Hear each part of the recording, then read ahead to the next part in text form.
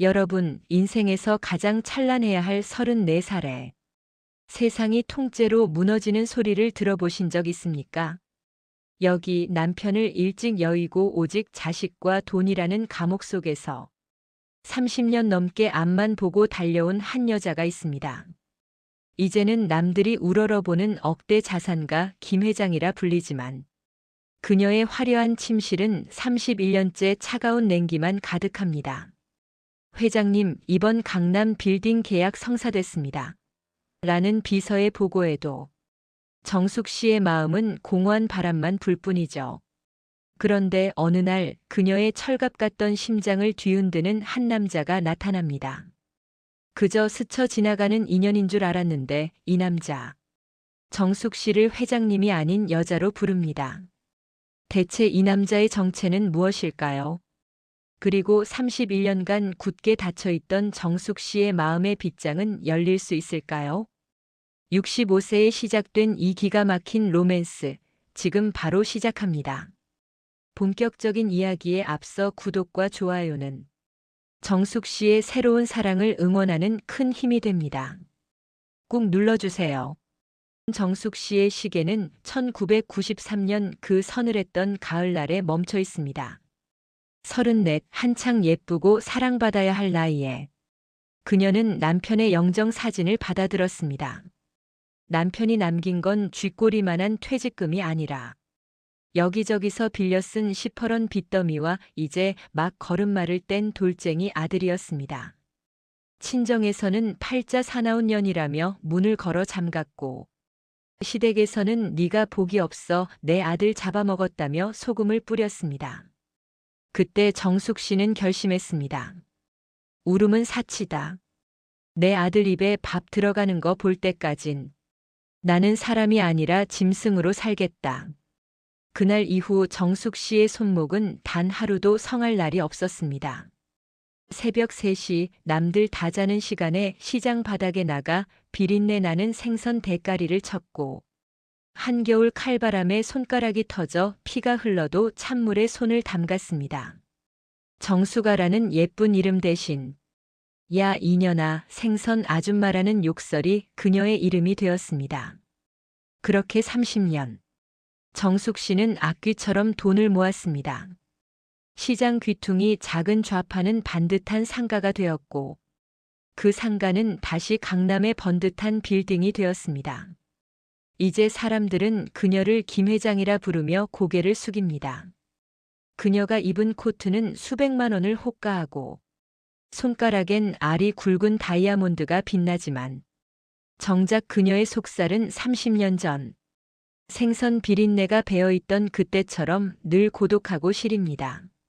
장성한 아들은 이제 번듯한 가정을 꾸렸습니다. 하지만 아들에게 정숙 씨는 어머니가 아니라 걸어다니는 은행이었습니다. 엄마, 이번에 사업 자금이 좀 모자라는데.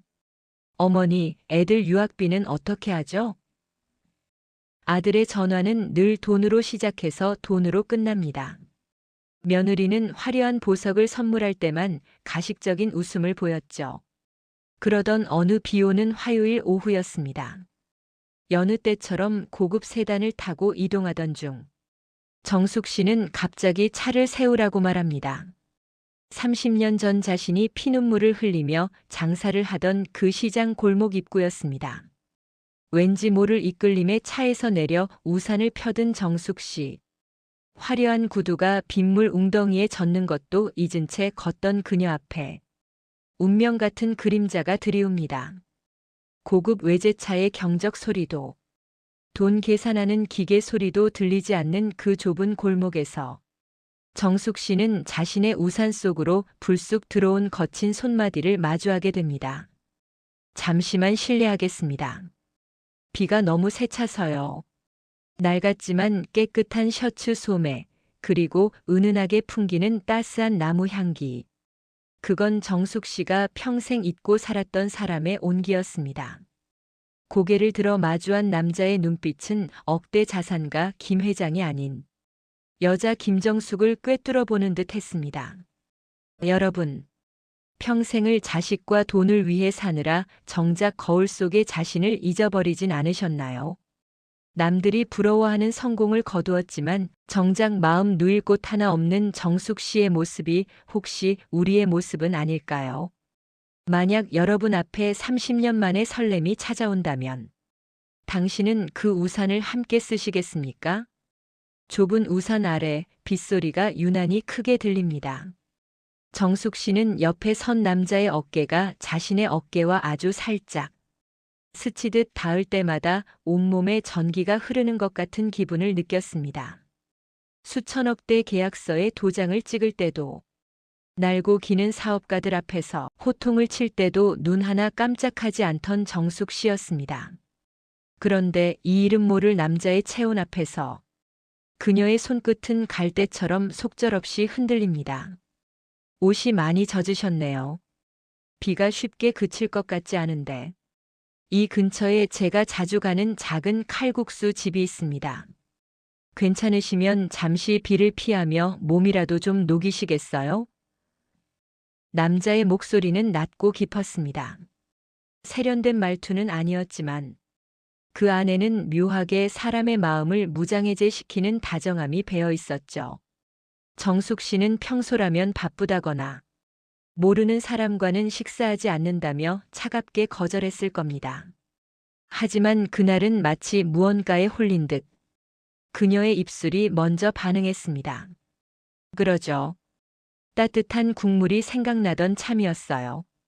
화려한 세단과 당황한 표정의 비서를 뒤로 한 채 정숙 씨는 명품 구두에 흙탕물이 튀는 줄도 모르고 남자를 따라 낡은 골목 안쪽으로 들어갔습니다. 그곳엔 낡은 간판에 고향 칼국수 집이 있었습니다. 모락모락 김이 피어오르는 식당 안. 진만 씨는 정숙 씨가 앉을 의자를 소매로 정성껏 닦아주며 말했습니다. 여기 앉으세요. 보아하니 귀하게 자라신 분 같은데 이런 곳은 처음이시죠? 정숙 씨는 씁쓸하게 웃었습니다. 아니요, 저도 이런 곳에서 젊은 시절을 다 보냈습니다. 생선 대가리 치고 비린내 맡으면서요. 그녀의 말에 진만 씨는 놀라기는커녕 아주 깊고 따뜻한 눈으로 정숙 씨의 손을 가만히 바라보았습니다. 아, 어쩐지 손이 참 아름답다 했습니다. 고생을 많이 한 손은 속일 수가 없거든요. 이 손이 얼마나 많은 눈물을 닦아냈을지, 얼마나 많은 짐을 짊어졌을지 참 장하십니다. 그 순간이었습니다. 정숙 씨의 눈시울이 붉어진 것은요. 31년 동안 수많은 사람이 그녀를 향해 대단하다, 성공했다, 독종이다라고 말했지만 장하다, 고생했다며 그녀의 손을 알아봐준 사람은 아무도 없었습니다. 아들조차 당연하게 여기던 그녀의 희생을 오늘 처음 본 이 남자가 알아준 것입니다. 진만 씨는 자신을 은퇴 후 작은 목공소를 운영하는 사람이라고 소개했습니다. 나무는 사람을 속이지 않거든요. 깎는 대로 모양이 나오고 정성을 들인 만큼 결이 살죠. 정숙 씨, 당신도 이 나무처럼 참 고든 분이시네요. 정숙 씨라는 부름. 회장님도 어머니도 아닌 자신의 이름 석자가 그의 투박한 입술 끝에서 불려나갈 때 정숙 씨는 34살에 멈췄던 심장의 시계 태엽이 다시금 끼익 소리를 내며 돌아가는 것을 느꼈습니다. 하지만 행복한 대화는 오래가지 못했습니다. 식당 문이 거칠게 열리며 정숙 씨의 아들이 들이닥쳤습니다. 아들은 어머니의 비서로부터 위치를 보고받고 한 걸음에 달려온 것이었죠. 엄마, 여기서 대체 뭐 하시는 거예요? 이런 지저분한 곳에서 이 정체도 모르는 노인네랑. 아들의 고함에 식당 안 사람들의 시선이 쏠렸습니다. 정숙 씨는 쥐구멍에라도 숨고 싶을 만큼 수치스러웠습니다. 아들은 진만 씨의 낡은 셔츠를 훑어보며 비열하게 웃었습니다. 당신 뭐야? 우리 엄마 돈 노리고 접근한 꽃뱀. 아니, 불뱀이야? 정숙 씨는 아들의 뺨을 후려치고 싶을 만큼 화가 났지만 동시에 진만 씨에게 너무나 미안했습니다. 진만 씨는 오히려 담담하게 정숙 씨를 안심시켰습니다. 괜찮습니다. 아드님이 걱정이 많으신 모양이네요. 오늘은 이만 가보시는 게 좋겠습니다. 결국 정숙 씨는 진만 씨에게 고맙다는 말 한마디 제대로 못한 채 아들에게 끌려가듯 차에 올라탔습니다. 차 안에서 아들은 입에 담지 못할 말들을 퍼붓습니다. 엄마 제정신이야? 엄마 재산이 얼만데 저런 사기꾼 같은 놈한테 홀려. 우리 가문 망신시킬 일 있어. 정숙 씨는 차창 밖으로 멀어지는 칼국수 집을 바라보며 마른 세수를 했습니다. 가슴속 깊은 곳에서 뜨거운 것이 울컥 치밀어 올랐습니다. 그래, 내 팔자에 무슨 사랑이야. 나는 그냥 자식들 뒷바라지나 하다 죽어야 할 팔자인가 보다. 하지만 그날 밤 정숙 씨의 방에선 밤늦도록 불이 꺼지지 않았습니다. 31년 만에 처음 느껴본 그 낯선 떨림이 그녀를 집어삼키고 있었기 때문입니다. 여러분에게도 누군가 정말 고생 많았다고, 장하다고 손을 잡아주던 그 순간의 떨림이 기억나시나요? 자식들을 다 키워놓고 이제 좀 살만해졌는데 정작 내 마음의 빈자리는 누가 채워주고 있나요? 자식의 눈치 때문에 찾아온 사랑을 외면해야 한다면 그건 누구를 위한 삶일까요? 아들에게 끌려오다시피 돌아온 그날 밤, 정숙 씨는 단 한숨도 잠을 이룰 수 없었습니다. 눈을 감으면 천장 위로 진만 씨의 그 깊고 따뜻한 눈매가 어른거렸고, 귀끝에는 당신은 참 장한 여자입니다라는 그 목소리가 맴돌았습니다. 평생을 김 회장이라는 무거운 갑옷을 입고 전쟁터 같은 세상에서 살아왔습니다. 남들에게 약점 잡히지 않으려 눈물도 말려버렸고, 자식에게는 오직 강한 어머니의 모습만 보여야 했습니다. 그런데 그 낯선 남자가 건넨 말 한마디에 31년 동안 꽁꽁 얼어붙어 있던 정숙 씨의 마음속 얼음장이 쩍쩍 갈라지는 소리를 내며 녹아내리고 있었습니다. 다음 날 아침, 정숙 씨는 평소 입던 딱딱한 정장 대신 서랍 깊숙이 넣어두었던 수수한 블라우스를 꺼내 입었습니다. 거울 앞에 선 그녀는 화장기를 지우고 남편이 떠난 후 처음으로 자신을 위해 향수를 뿌렸습니다. 그리고 비서에게는 오늘 일정은 다 취소하라는 서슬 퍼런 말을 남긴 채 직접 운전대를 잡았습니다. 그녀가 향한 곳은 진만 씨가 말했던 작은 목공소였습니다. 도심의 소음이 잦아들 무렵 길 끝자락에 자리 잡은 소박한 나무 건물이 나타났습니다. 진심목공소. 간판 이름처럼 그곳은 참으로 평온했습니다. 사각사각 나무를 깎는 소리와 코끝을 간지럽히는 싱그러운 편백향기. 그 정적 속에서 진만 씨는 돋보기를 쓰고 무언가에 집중하고 있었습니다. 정숙 씨가 조심스레 발을 들여놓자 그는 고개를 들어 환하게 웃었습니다. 마치 그녀가 다시 올 줄 미리 알고 있었던 사람처럼 말이죠. 다시 못 뵐 줄 알았는데 이렇게 와주셔서 정말 고맙습니다. 진만 씨는 정숙 씨에게 나무 향이 밴 차 한 잔을 내밀었습니다. 두 사람은 오후 내내 목공소 마당에 앉아 이야기를 나누었습니다. 정숙 씨는 평생 그 누구에게도 하지 못했던 속마음을 털어놓았습니다. 남편을 잃었을 때의 지독한 공포, 생선 괴짝을 나르며 터진 손가락을 부여잡고 울었던 밤들, 그리고 성공한 후에도 아들의 돈 봉투 취급에 가슴이 난도질당했던 세월까지 진만 씨는 그저 묵묵히 들어주었습니다.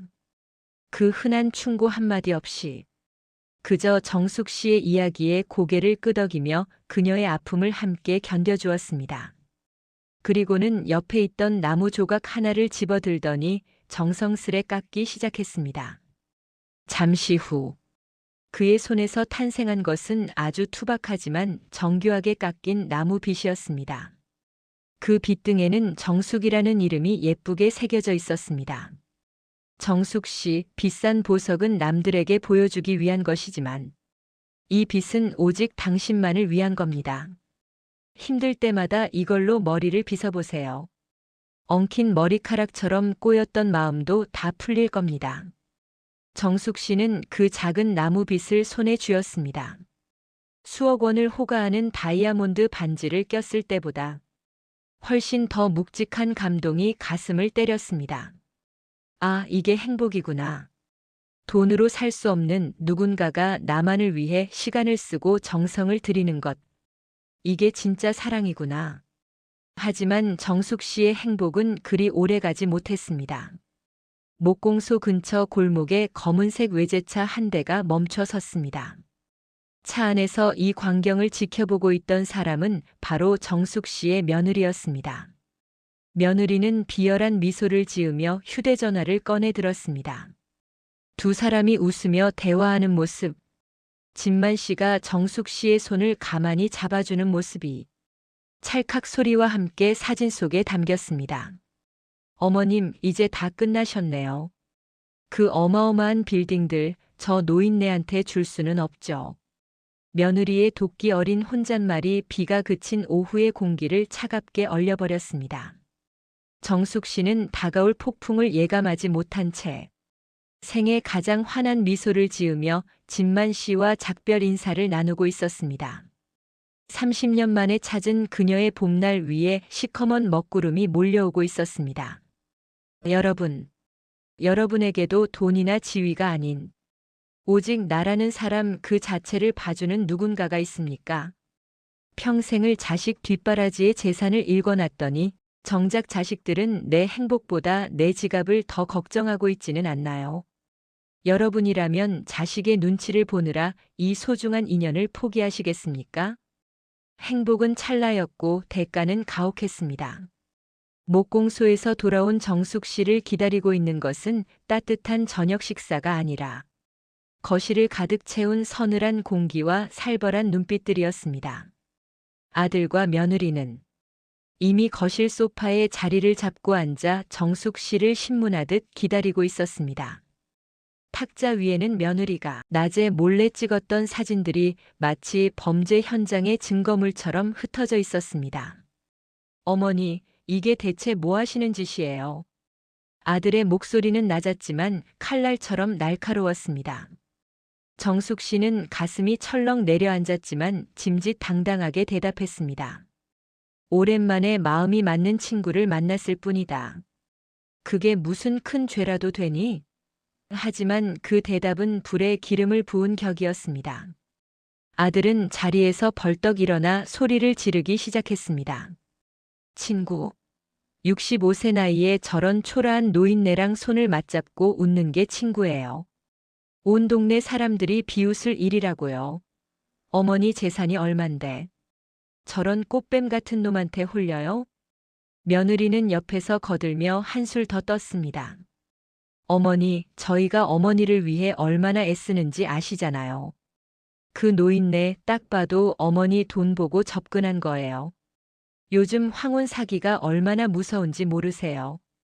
그 빌딩들 어머니가 어떻게 일궈낸 건데 저런 뜨내기한테 넘기시려고요.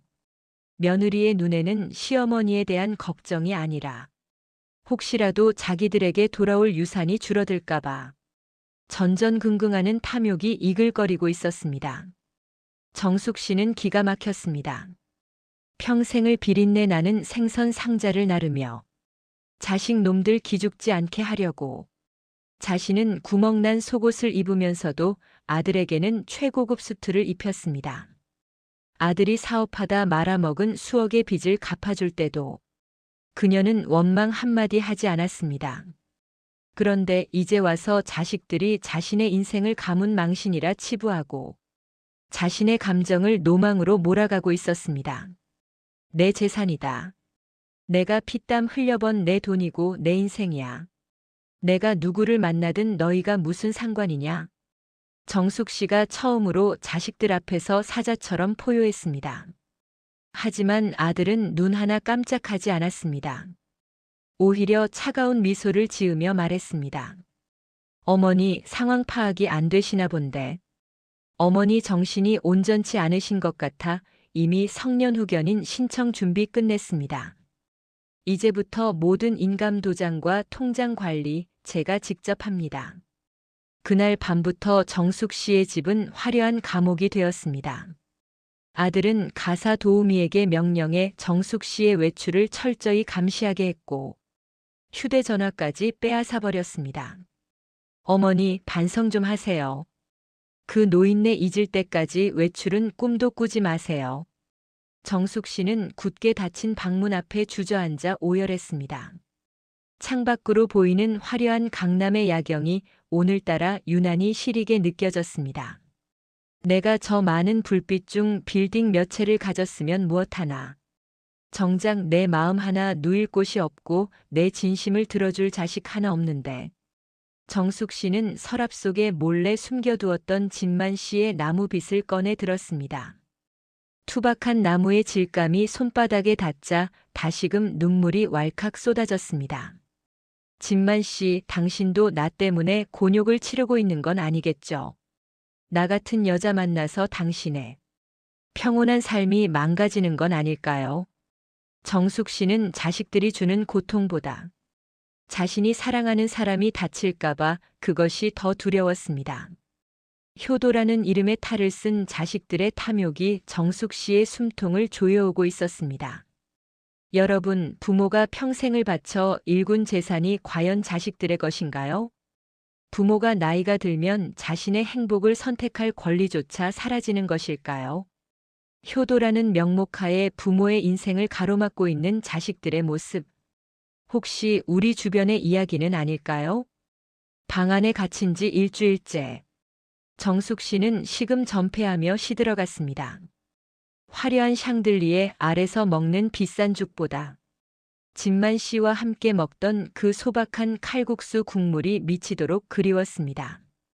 아들은 어머니의 침묵을 항복이라 생각했는지 아니면 재산 상속을 확정 지으려 했는지 드디어 변호사를 대동하고 정숙 씨의 방문을 열었습니다. 어머니, 이제 고집 그만 꺾으세요. 그 노인네 정체 저희가 다 알아봤습니다. 변변한 재산 하나 없는 퇴물 목수더군요. 그 사람이 어머니 배경 알고 접근한 게 너무나 확실합니다. 여기 재산 신탁 서류에 사인하세요. 그래야 그 사기꾼이 다시는 입을 못 댑니다. 아들의 독촉에 정숙 씨가 힘없이 눈을 감으려던 찰나 아래층에서 요란한 소동이 들려왔습니다. 누구신데 남의 집을 함부로 들어오세요. 가사 도우미의 당황한 목소리가 들리더니 곧이어 묵직한 구둣발 소리가 계단을 울렸습니다. 정숙 씨의 방문이 활짝 열리고 그곳엔 정숙 씨가 꿈에도 그리던 박진만 씨가 서 있었습니다. 그런데 오늘 그의 모습은 평소와 달랐습니다. 먼지 묻은 작업복 대신 맞춤 양복을 차려입고 그 뒤로는 안경을 쓴 예리한 인상의 사내 내시, 서류 가방을 든 채 따르고 있었습니다. 당신 뭐야? 여길 어디라고 감히 들어와?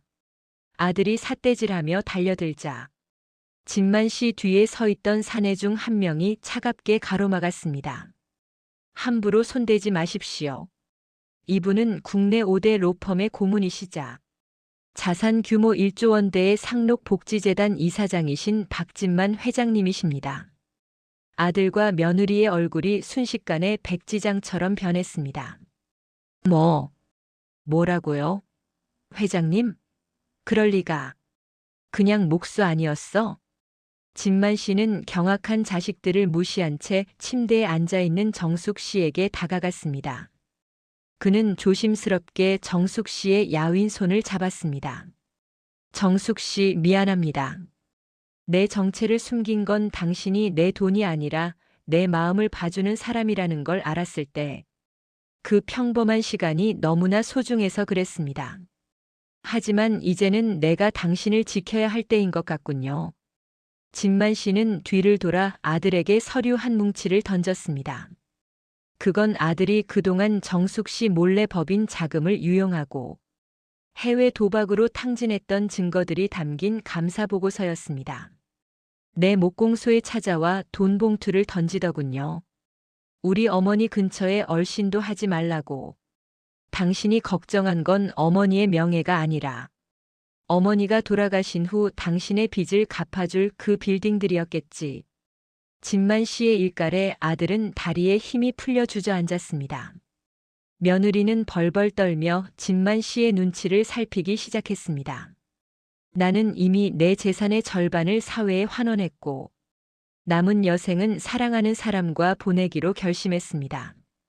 정숙 씨의 재산 또한 당신들 같은 탐욕스러운 자식들에게 갈 일은 없을 겁니다.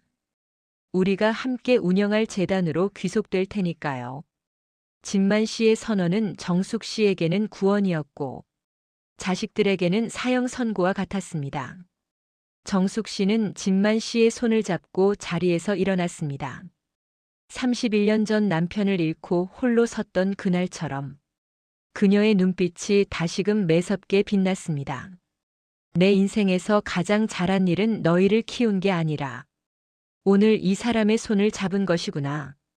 여러분, 만약 내 곁을 지켜주는 사람이 알고 보니 나보다 더 큰 배경을 가진 사람이었다면 여러분의 자식들은 어떤 표정을 지을까요? 진정한 사랑은 조건이 없다고 하지만 때로는 그 조건이 세상을 향한 가장 통쾌한 복수가 되기도 합니다. 여러분은 이런 반전을 꿈꿔본 적 있으신가요? 진만 씨의 정체가 밝혀진 그날 이후 정숙 씨의 집안 풍경은 기괴할 정도로 달라졌습니다. 불과 며칠 전까지 어머니를 노망난 노인 취급하며 방에 가두었던 자식들이 이제는 매일 아침 무난 인사를 올리며 진만 씨의 비위를 맞추느라 혈안이 되었습니다. 어머니, 제가 생각이 짧았어요. 진작 말씀해 주셨으면 이 사장님을 이렇게 홀대하지 않았을 텐데. 어머님, 이 목도리 좀 해보세요. 이 사장님과 데이트 가실 때 하시면 정말 우아해 보이실 거예요. 며느리의 콧소리 섞인 아양에 정숙 씨는 헛구역질이 났습니다. 그들의 눈에 보이는 것은 이제 어머니가 아니라 진만 씨가 가진 거대한 재단과 권력이었으니까요. 정숙 씨는 결심했습니다. 이 가식적인 연극을 끝내야 할 때라는 것을요. 그녀는 평생 단 한 번도 꺼내 입지 않았던 화사한 분홍색 실크 원피스를 꺼내 입었습니다. 31년 전 남편을 보낸 날부터 그녀의 옷장은 온통 무채색뿐이었습니다. 밝은 옷을 입으면 죽은 남편에게 미안해서 혹은 홀로 사는 여자가 가벼워 보일까봐 스스로를 어둠 속에 가두고 살았죠. 하지만 오늘 그녀는 그 무거운 상복을 완전히 벗어던지기로 했습니다. 그녀가 향한 곳은 남편의 묘소였습니다. 진만 씨가 운전하는 차를 타고 도착한 그곳에서 정숙 씨는 남편의 비석을 가만히 어루만졌습니다. 여보, 나왔어. 31년 만에 이 색깔 옷 입어보네. 당신 보내주고 나만 잘 살까봐 무서워서 늘 검은 옷만 입고 살았는데 이제 나 당신한테 허락받으러 온 거 아니야. 보고하러 왔어. 나 이제 정숙이로 살 거야. 당신이 사랑해줬던 그 시절의 나로 돌아가 보려고 해. 정숙 씨는 비석 앞에 앉아 참아왔던 눈물을 쏟아냈습니다. 그건 슬픔의 눈물이 아니라 30년 묵은 체증이 내려가는 해방의 눈물이었습니다. 뒤에서 묵묵히 지켜보던 진만 씨가 다가와 그녀의 어깨를 감싸 안았습니다. 정숙 씨는 그 품에 기대어 떨리는 목소리로 말했습니다. 진만 씨, 저 결심했어요. 내 재산 당신 재단에 전부 기탁할게요. 자식들에게는 딱 그들이 땀 흘려 살 수 있을 만큼만 남겨줄 거예요. 평생 돈으로 효도를 샀더니 애들이 괴물이 되어버렸네요. 이제라도 그 굴레를 끊어주려고요. 진만 씨는 정숙 씨의 손을 꼭 잡으며 고개를 끄덕였습니다. 잘 생각하셨습니다. 돈은 사람을 살리기도 하지만 잘못 쓰면 영혼을 갉아먹지요. 이제 그 무거운 금관은 내려놓고 저랑 가벼운 신발 신고 세상 구경이나 다닙시다. 집으로 돌아온 정숙 씨는 변호사를 불러 전 재산 기부 서류에 최종 서명했습니다. 이 소식을 들은 아들과 며느리는 실성한 사람처럼 울고불고 매달렸습니다. 엄마, 정말 1억이야. 우리가 누구 때문에 이 고생을 했는데. 그 돈이 다 기부되면 우린 어떡하라고. 아들의 절규에 정숙 씨는 차갑게 대꾸했습니다. 너희는 내 자식이 아니라 내 돈의 자식이었구나. 이제부터는 니들 힘으로 살아라. 그게 내가 줄 수 있는 마지막 유산이다. 정숙 씨는 화려한 저택을 뒤로하고 오직 옷 몇 벌과 진만 씨가 깎아준 나무빗 하나만 챙겨 대문을 나섰습니다. 뒤에서 들리는 자식들의 욕설과 비명은 이제 그녀의 마음을 단 1mm도 흔들지 못했습니다. 여러분은 자식에게 모든 것을 물려주는 것이 부모의 마지막 도리라고 생각하시나요?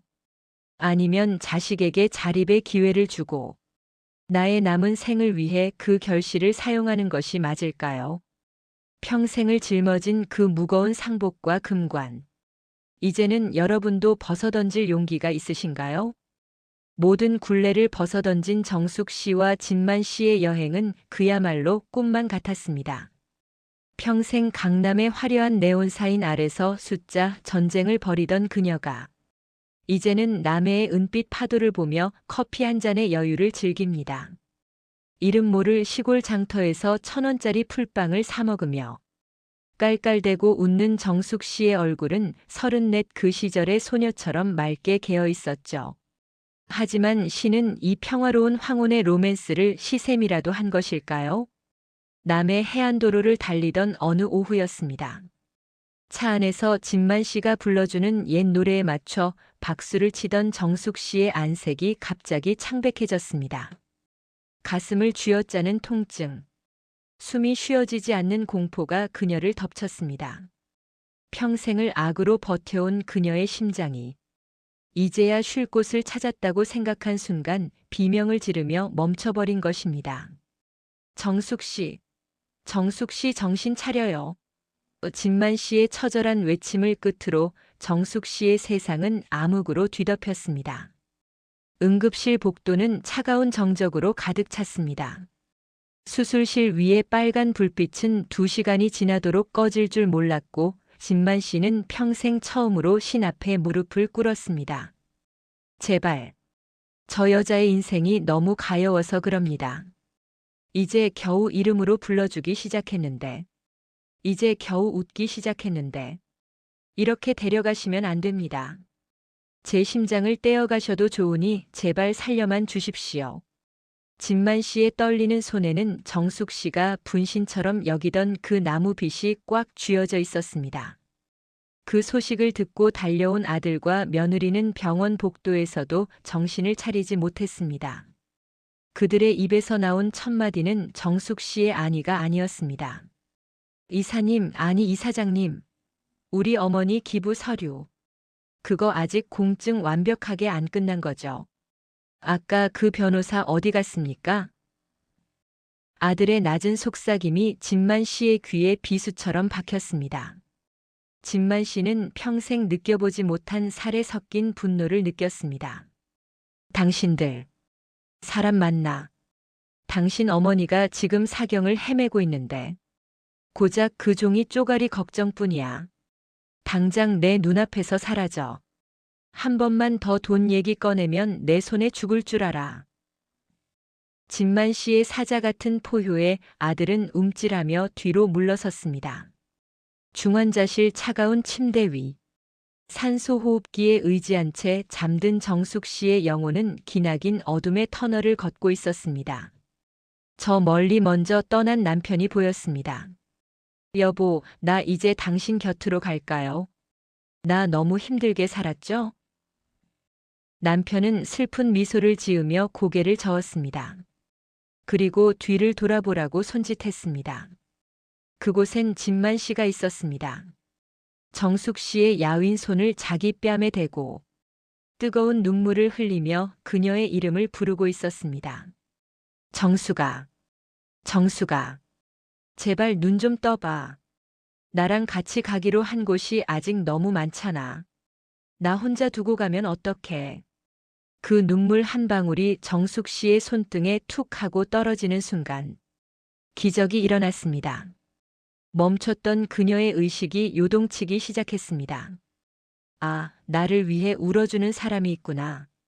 평생 돈만 벌어다 주면 자식들이 울어줄 줄 알았는데 내 죽음을 진심으로 슬퍼하는 건 고작 만난 지 몇 달 안 된 이 남자뿐이구나.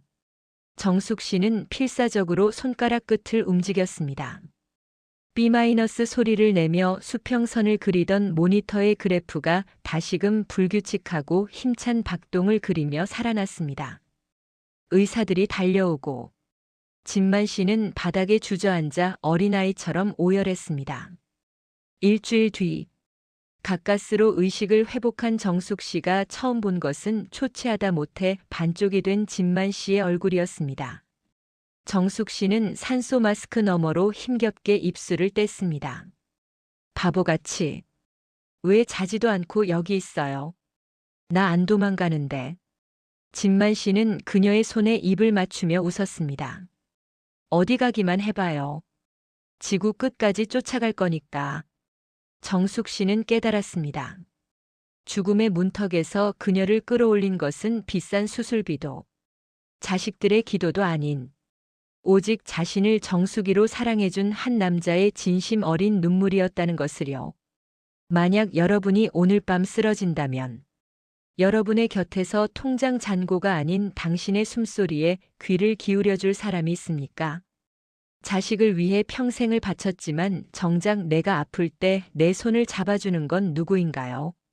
진정한 효도는 돈으로 사는 것이 아니라 서로의 마음을 보듬는 데서 시작한다는 사실을 우리는 너무 늦게 깨닫는 건 아닐까요? 죽음의 문턱까지 다녀온 정숙 씨에게 세상은 이전과 완전히 달라 보였습니다. 병원 창문 사이로 들어오는 한 줌의 햇살이 얼마나 경이로운지, 복도에 핀 이름 모를 들꽃의 향기가 얼마나 진한지, 그녀는 이제야 비로소 온몸으로 느끼게 되었습니다.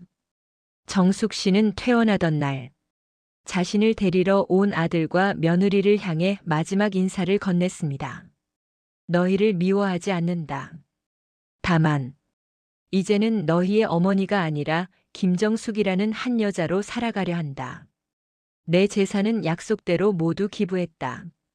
남은 건 이 몸뚱이와 진만 씨가 준 나무빛 하나뿐이니 이제 나를 찾지 마라. 아들은 망연자실했지만 정숙 씨의 눈빛은 그 어느 때보다 단단하고 평온했습니다. 정숙 씨와 진만 씨는 작고 낡은 트럭 한 대를 개조해 전국을 유람하기 시작했습니다. 억대 연봉의 비서도, 대궐 같은 집도 없었지만 그 작은 트럭 안에는 300평 저택에서도 느끼지 못했던 온기가 가득했습니다. 아침이면 진만 씨가 직접 내린 커피 향에 잠을 깨고 낮에는 이름 없는 바닷가에 차를 세우고 모래사장을 걷습니다. 저녁이면 쏟아지는 별빛 아래서 진만 씨가 깎아 만든 나무 의자에 나란히 앉아 서로의 어깨에 기댑니다. 진만 씨, 나 가끔 무서워요. 이 행복이 너무 커서 내가 감히 이런 걸 누려도 되나 싶어서요. 정숙 씨의 속삭임에 진만 씨는 그녀의 주름진 손을 꼭 잡았습니다. 정숙 씨, 당신은 31년 동안 남을 위해 충분히 벌고 충분히 울었습니다. 이제 이 행복은 당신이 하늘에서 미리 받아놓은 상장 같은 거예요. 마음껏 누리세요. 내가 당신 옆에서 끝까지 박수 쳐줄 테니까. 그 말에 정숙 씨는 생애 가장 환한 웃음을 터뜨렸습니다. 이제 정숙 씨의 손엔 생선 비린내 대신 은은한 나무 향과 꽃향기가 배어 있습니다. 그녀는 더 이상 화려한 보석으로 자신을 치장하지 않습니다. 진만 씨가 선물해준 나무 반지 하나면 충분했죠. 두 사람은 여행 중에 만난 소외된 노인들을 위해 자신들의 재능을 기부하기 시작했습니다. 진만 씨는 삐걱거리는 문을 고쳐주고 정숙 씨는 그들의 거친 손을 잡아주며 이야기를 들어주었습니다. 돈으로 베풀던 시절보다 진심으로 마음을 나눌 때 정숙 씨의 심장은 더 건강하게 고동쳤습니다. 여러분, 인생의 봄날은 언제라고 생각하십니까?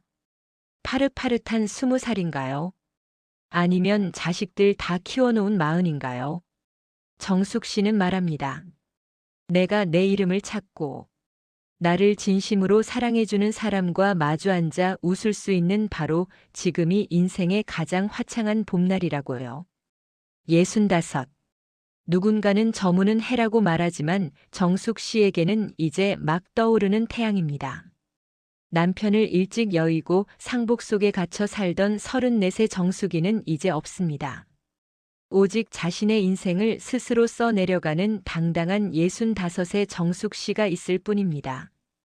여러분의 인생에도 아직 못다 핀 꽃봉오리가 있지는 않나요? 자식 때문에, 나이 때문에, 남들의 시선 때문에 그 꽃을 피우길 망설이고 계시진 않나요? 늦지 않았습니다.